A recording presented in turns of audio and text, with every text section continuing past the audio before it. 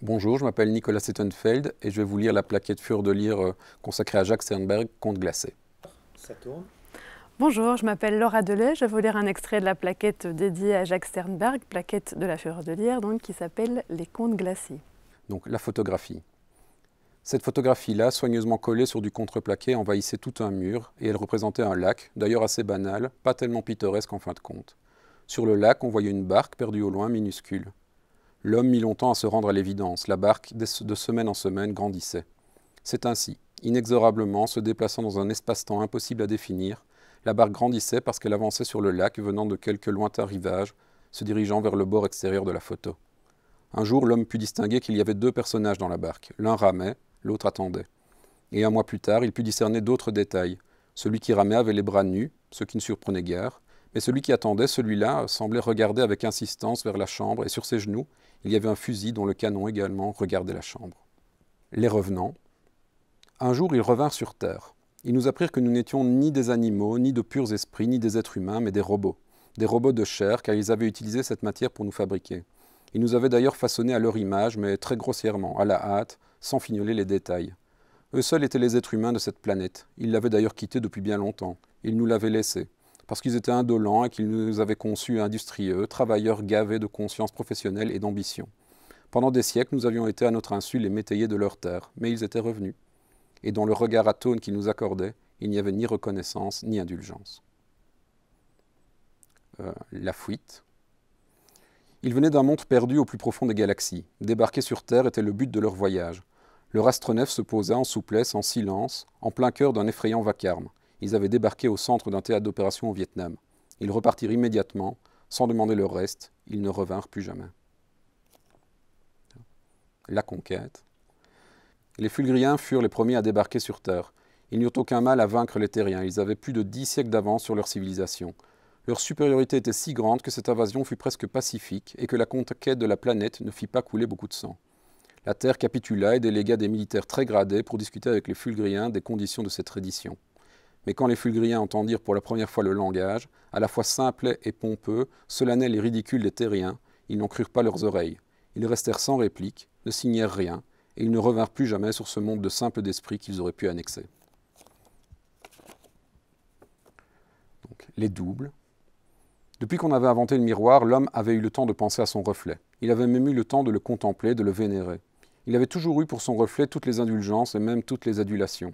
Il avait tort. Mais il n'eut pas le temps de méditer cette erreur. C'est en effet par les miroirs que les êtres d'un autre monde envahirent la terre. Soudain, tous en même temps. Ce que les hommes avaient toujours pris pour un simple reflet de leur personne n'était en réalité que leur double, un double étranger qui n'attendait que des ordres venus d'ailleurs. Ils vinrent un jour, et cette invasion ne laissa que peu de survivants parmi les Terriens, trop peu de survivants pour tirer la morale de cette histoire sans morale. Les chats. On s'était si souvent demandé, et depuis si longtemps, à quoi les chats pouvaient bien penser. Tapis au plus profond de leur solitude, enroulés autour de leur chaleur, comme rejetés dans une autre dimension, distants, méprisants, ils avaient l'air de penser, certes. Mais à quoi? Les hommes ne l'apprirent qu'assez tard, au XXIe siècle seulement. Au début de ce siècle, en effet, on constata avec quelque étonnement que plus aucun chat ne miaulait. Les chats s'étaient tus. On n'en fit pas un drame. En fin de compte, les chats n'avaient jamais été tellement bavards. Sans doute n'avaient-ils vraiment plus rien à dire à présent. Puis plus tard, on releva un autre fait. Plus singulier celui-là, beaucoup plus singulier. Les chats ne mouraient plus. Quelques-uns mouraient évidemment par accident, écrasés par un véhicule le plus souvent, ou emportés en bas âge par quelque maladie particulièrement pernicieuse.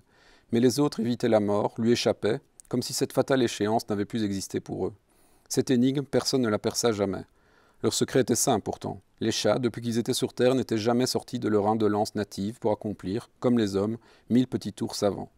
Ils n'avaient jamais rien construit, pas même leur niche. Ils avaient toujours laissé les hommes s'occuper de leur sort, leur procurer la nourriture, le confort et la chaleur artificielle. Eux, libérés de tout, avaient toujours vécu dans une sorte d'hibernation idéale, bien dosée, parfaitement mise au point, ne songeant qu'à mieux se concentrer, douillettement levés dans leur bien-être. Les chats avaient eu beaucoup de temps pour penser, et ils avaient beaucoup pensé. Mais alors que les hommes pensaient à tort et à travers, au superflu de préférence, les chats, eux, n'avaient pensé qu'à l'essentiel, sans cesse, sans se laisser distraire. Ils n'avaient médité inlassablement, au cours des siècles, qu'un seul problème, et à force d'y penser, ils l'avaient résolu. La Serre.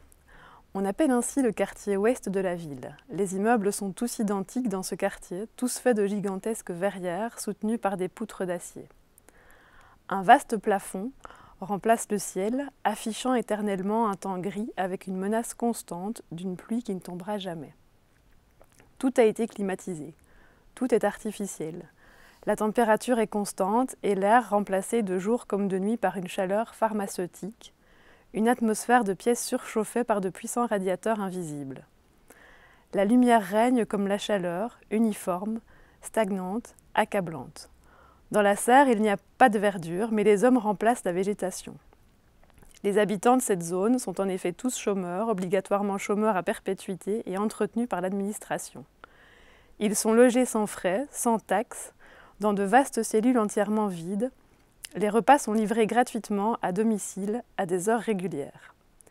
L'homme est débarrassé de tout souci, de toute hantise de lutte pour l'existence. Tout lui est épargné, rien ne lui est laissé à charge. Si ce n'est la vie, l'attente de la faim. Il survit ainsi, et chaque soir ne peut lui apporter que la stricte certitude de vivre une journée identique à toutes les autres déjà vécues. Tout imprévu a été supprimé, en aucun cas, jamais, il ne peut y avoir d'incident ou de changement. L'habitant, même quand il sort, se retrouve dans la température toujours subie, dans la même lumière, dans une rue dont le décor désert est celui de tous les intérieurs. Il n'y a plus d'actes à tenter, plus de moyens de tenter, plus d'objets avec lesquels tenter, plus aucune possibilité. Et même s'il existait une possibilité, personne ne pourrait plus la saisir. Les habitants de ce quartier sont depuis longtemps devenus des êtres inertes et flasques, des bulbes de chair rose qui enflent lentement, qui finiront par se ressembler tous entre eux, et sont réduits définitivement à leur fonction essentielle, naître, manger, dormir, concevoir une fois par an, se faner et crever au crépuscule de l'inertie comme des plantes géantes dont ils forment déjà une ramification nouvelle sous l'étiquette « espèce humaine, famille des parasites ». Le voyageur. Il y avait 40 ans qu'il cherchait. Il allait trouver, il trouvait, il trouva. Après y avoir consacré son passé et son avenir, sa fortune et sa carrière, il venait en effet de trouver le moyen de voyager dans le temps. Lui seul avait trouvé. Un seul voyage d'1 heure, voilà ce qui lui avait été accordé par la gigantesque machine qu'il avait réussi à mettre au point. Et ce voyage, il le savait également, ne pouvait être que le dernier. Après cette unique expérience, la machine exploserait. Haletant, il abaissa la manette. Inutile de penser à l'année dans laquelle il voulait débarquer, il n'avait pas le choix. La machine seule l'avait et elle choisirait au hasard. Dans le passé ou dans l'avenir, il n'en savait rien. Il y eut un éclair, le compteur marqua 1er janvier 1667. L'homme accusa une terrible déception, tant d'efforts pour débarquer dans ce siècle qu'il détestait par-dessus tout. La déception devint angoisse quand il comprit qu'il était dans une salle du théâtre, lui qui avait horreur du théâtre. Puis comme la foudre, la stupeur le gagna, le paralysant dans une bouffée de nausée. Il était à la Comédie Française. On y donnait Phèdre. Depuis 1973, rien n'avait changé. Le dénouement. Il en avait vu des mondes et des galaxies depuis la fin du XXIIIe siècle. Des frontières ténébreuses de notre système solaire aux abîmes de l'insondable, il avait été partout. Et toujours, il en était revenu sain et sauf. Jusqu'au jour où, par hasard, il tomba sur une planète que seul un auteur d'anticipation avait imaginée. Il la trouva lugubre et nocive, pleine de pièges et d'horreurs. Mais admettant le cauchemar, il comprit que jamais il ne pourrait s'en évader. La nouvelle dans laquelle figurait cette planète imaginaire avait été abandonnée par l'auteur depuis bien longtemps. Inachevée, privée de dénouement. La créature. Comme c'était une planète de sable fin, de falaises dorées, d'eau verte et de ressources naturelles complètement inexistantes, les hommes avaient décidé d'en faire un monde de tourisme enchanteur, sans chercher à exploiter ou à creuser un sol d'ailleurs stérile. Les premiers pionniers y débarquèrent en automne. Ils y construisirent quelques stations balnéaires faites de cabanes pour milliardaires, style Club Méditerranée, et quand l'été arriva, ces villages de fortune pouvaient déjà recevoir des milliers d'estivants. Il en arriva 2000 cet été-là.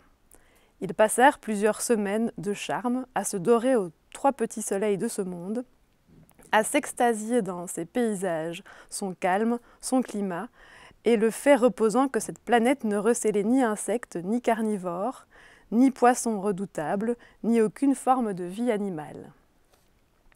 Puis, le 25 août, à l'aube arriva l'événement. En une seule goulée, en quelques secondes, la planète avala tous les estivants en même temps. La planète, en effet, ne recélait pas d'autre forme de vie que la sienne. Elle était la seule créature de ce monde, et elle aimait beaucoup les êtres vivants, les humains en particulier. Mais elle les aimait bronzés, polis par l'eau et le vent, chauds et bien cuits.